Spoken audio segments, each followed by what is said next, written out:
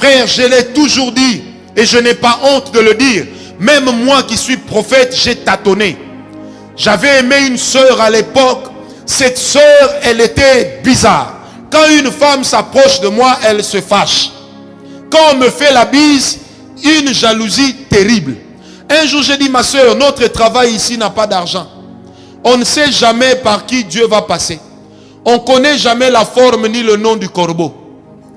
Alors, quand toi, tu commences à jouer au militaire, tu m'empêches d'être béni.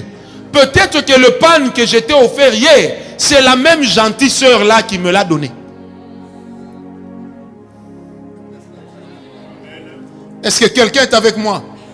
C'est pourquoi vous allez remarquer, Jésus avait préféré avoir à côté de lui Marie de Magdala plutôt que Marie sa mère.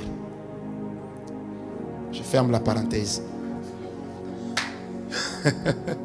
Est-ce que quelqu'un me comprend? Parce que Marie de Magdala, ancienne prostituée, elle connaissait la valeur des femmes dans le ministère. Vous savez, nous savons ça. Lorsque vous voulez être introduit dans une famille, si la maman vous accepte, c'est bon. Mais si seul le papa vous accepte, un jour ou l'autre, la maman va vous court-circuiter. Oh, la bénédiction, quand elle vient, elle ne te dira jamais par où elle va venir. Dieu ne dit pas aux hommes par où il va passer pour nous bénir. Dieu dit seulement, je te bénirai. Je rendrai ton nom grand. Mais qui est celui ou celle qui amènera ton nom à la grandeur? Tu ne sais pas. N'opère pas un mauvais choix. Alléluia. Et ça n'engage que moi, ce n'est pas biblique. Opérer un mauvais choix est un péché grave. Commis non contre Dieu, mais contre soi-même. Qui est d'accord avec moi? Si tu épouses une femme envieuse et que tu diriges une église des riches, la femme envieuse va te contraindre à commencer à vendre la grâce aux plus offrants. Elle va te contraindre à être soumis aux partenaires. Et c'est comme ça qu'aujourd'hui nous avons même des églises chrétiennes où les laïcs commencent à diriger les hommes de Dieu. Parce qu'ils amènent de l'argent. C'est un piège important. Et le diable, qu'est-ce qu'il fait pour nous avoir? Il passe toujours par le plus petit espace qui existe. Et quand il entre, c'est fini, il y a un coup fatal. Amen. Vaut mieux tâtonner que de mal se marier. Que les gens t'insultent, ça va. Mais ne te marie pas mal. Parce que si tu te maries mal, frère, soeur, même ton enseignement va changer. Même ton enseignement de la parole de Dieu va changer. L'homme qui a dit chez nous dans mon pays que la femme ne bâtit pas la nation était un homme blessé. Amen. C'était un homme blessé. Mais je prie que toi tu ne sois pas blessé au nom de Jésus. Alléluia. Deuxième chose, ou deuxième critère. Deuxième chose que tu dois savoir pour que ton mariage soit un succès et pour qu'une fois marié, tu puisses pouvoir sauver ton couple à chaque fois, c'est qu'il faut reconnaître que le choix du conjoint ou de la conjointe détermine la destination finale.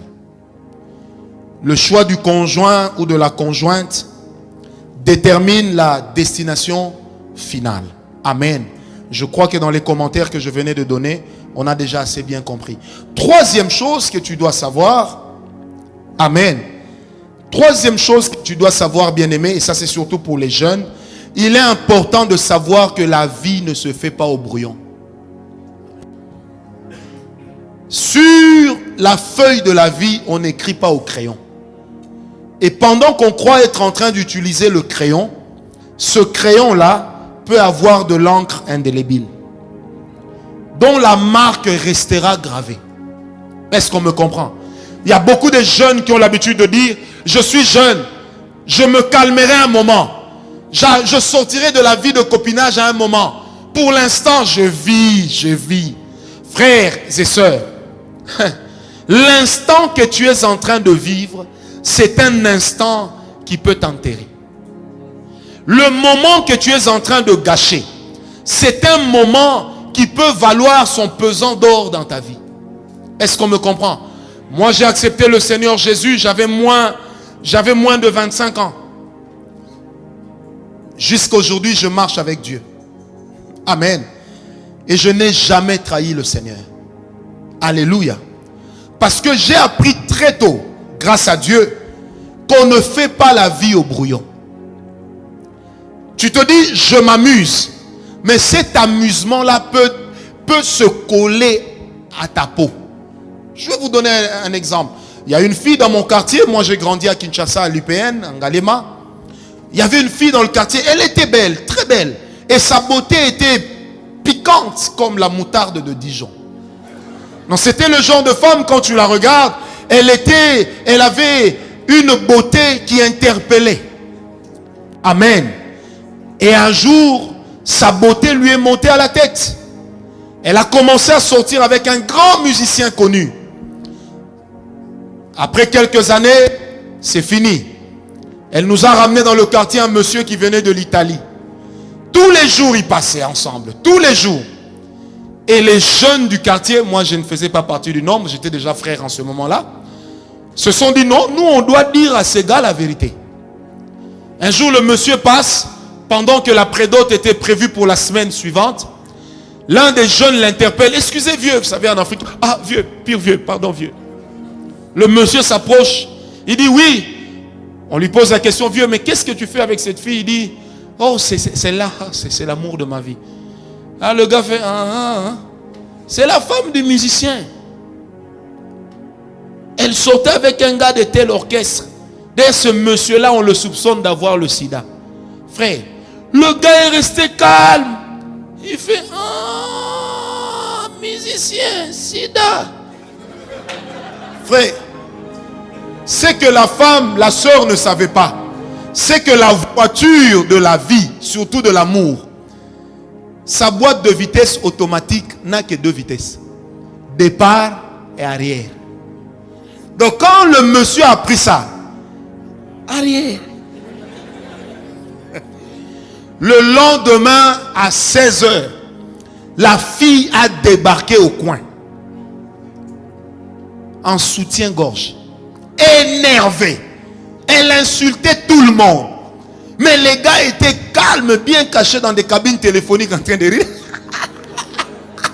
On l'a eu. Quelque chose qu'elle avait déjà oublié. Mais les autres n'ont pas oublié. Écoute-moi ma soeur, écoute-moi mon frère.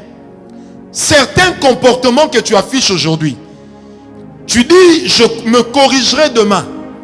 Oui, peut-être que tu te corrigeras.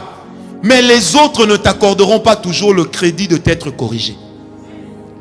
Parce que dans la vie, il y a toujours des vieux philosophes qui fonctionnent comme des archivistes. Ça veut dire, eux, ils gardent les archives de ce que tu as fait, de ce que tu as été. Donc même quand Christ t'a sauvé à la croix, eux, ils sont quand même capables de te condamner à nouveau. Mais le comble, c'est que là où ils seront en train de te condamner, toi, tu ne seras pas là pour te défendre. Et tu seras condamné par défaut. Qui me donne un amen? On te dira, ah, papa, cette soeur-là, en tout cas, c'est vrai, elle est convertie. Mais qui a bu boira? Qui a bu boira? On peut toujours revenir à ce qu'on a été. En tout cas, moi, je ne te conseille pas. C'est pourquoi, bien-aimé, arrêtez de faire votre vie au brouillon. On ne se marie pas par pitié. Il me fait pitié si je ne veux plus de lui, mais vraiment il va pleurer. Il ne sera pas le premier à pleurer. Du reste, le verbe pleurer existe pour s'appliquer à certaines vies. Nous, on a pleuré combien de fois? C'est pas passé. Et ce n'est pas passé. Un jour, quelqu'un m'a dit, toi tu parles trop de ta femme. Je dis, ah, mais tu veux que je parle de ta femme? Je dis, toi tu connais la valeur que ma femme m'a apportée dans la vie? Ah, quand on me regarde noir foncé comme ça, et quand on regarde ma femme, on se dit, mais comment elle a fait pour aimer ce gars-là? C'est que ce gars-là, c'est un bon gars.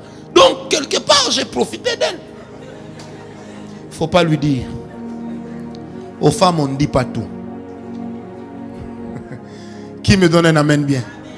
Donc, n'oublie jamais cette vérité. On ne fait pas la vie au brouillon.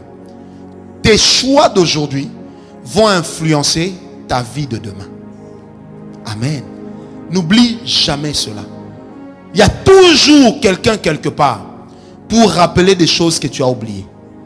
Dieu peut nous avoir pardonné, mais ça ne veut pas dire que le monde a oublié. N'oubliez jamais cela. Amen. Qui me donne un amen bien? Quand nous prêchons l'évangile, nous sommes tous d'accord. Nous nous convenons tous pour dire oui, Judas a trahi Jésus. C'était dans le plan de Dieu. Mais pourquoi dans l'église nous ne donnons pas à nos enfants le nom de Judas Iscariote? On dit oui, mais il fallait qu'il y ait une prostituée sur le chemin de Christ pour s'identifier à l'homme. C'est la quenose. Mais pourquoi le pasteur Douglas n'a pas donné à sa fille le nom de Rahab? Moi, même pas moi. Parce que si tu donnes à ta fille le nom de Rahab, ceux qui ont déjà lu la Bible vont ajouter eux-mêmes la prostituée. Et le monde, malheureusement, écoutez-moi, il fonctionne comme ça. C'est le frère fiston, le briseur de cœur.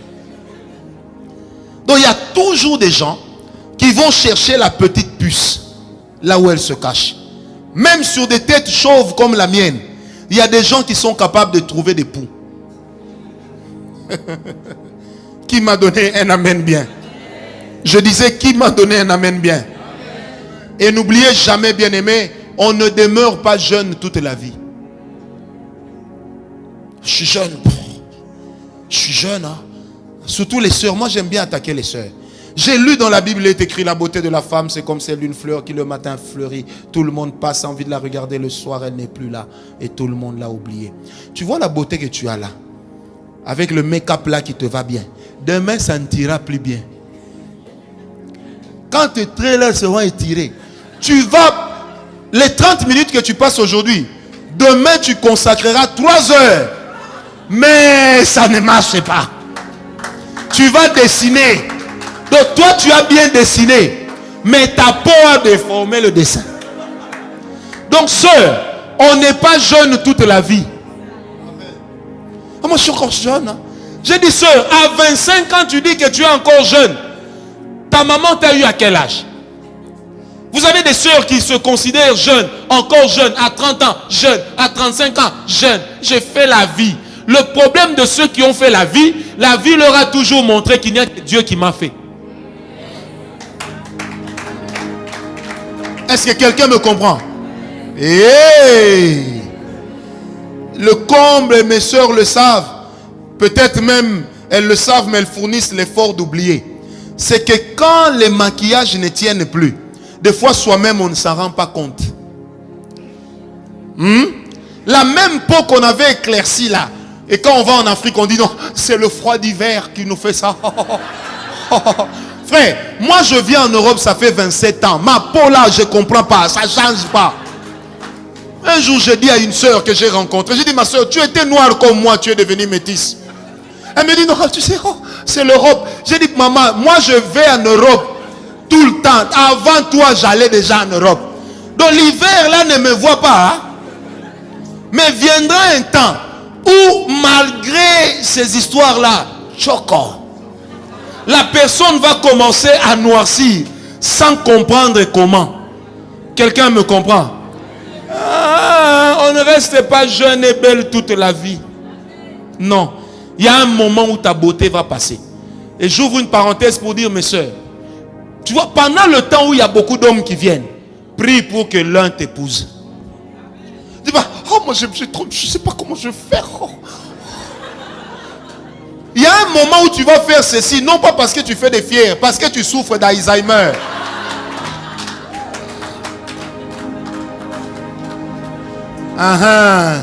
Vous les jeunes, c'est important à savoir que les cheveux que vous avez sur la tête, même moi aussi j'en avais. Il y a 20 ans, je faisais aussi des coupes. Hein? Ah oui, un jour je dis à mon fils cadet, je dis, tu sais, quand j'avais encore des cheveux, il me regarde, il dit, papa, tu rigoles. Je dis, comment il y a, papa, toi des cheveux? Ah non, papa, arrête. Je dis, mais j'ai dit à ma femme, c'est un petit de 5 ans qui m'explique que moi, je n'ai jamais eu des cheveux. Parce qu'aucun enfant ne m'a déjà vu avec des cheveux. Est-ce que quelqu'un me comprend? Non, c'est pour dire qu'on ne reste pas jeune toute la vie. Fais le bon choix. Et sache qu'un jour, ta beauté et ta gloire vont passer. Amen. Amen. J'aime bien cet adage dans mon pays qui dit que quand tu vois un os dans une poubelle, ne sois pas pressé d'insulter l'os. Sache qu'avant que ce ne soit que os, il y a eu aussi un moment où il y avait la chair. Mais Dieu merci, heureusement que la prophétie d'Ézéchiel existe encore. C'est que même les eaux desséchées peuvent reprendre vie. Amen. Mais quand ça reprendra vie, on ne dit pas que ça aura le même visage, ni le même aspect. Qui me donne un amen bien? Vous savez, dans la vie de la femme, il y a plusieurs temps. Il y a un temps où elle est mignonne, il y a un moment où elle est belle, et il y a un moment où elle est femme. On évite de blesser.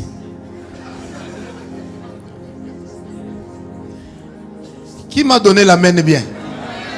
Aujourd'hui, tu peux mettre tes histoires là, les cheveux tombent comme la princesse Stéphanie de Monaco. Mais il y a un moment où, tu vois, même pour mettre les plantes là, tu ne sais plus mettre ça parce que tu as une calvitie ici devant. C'est pourquoi prends les bonnes décisions. Laisse-toi épouser aujourd'hui. De sorte que demain, vous aurez vieilli ensemble.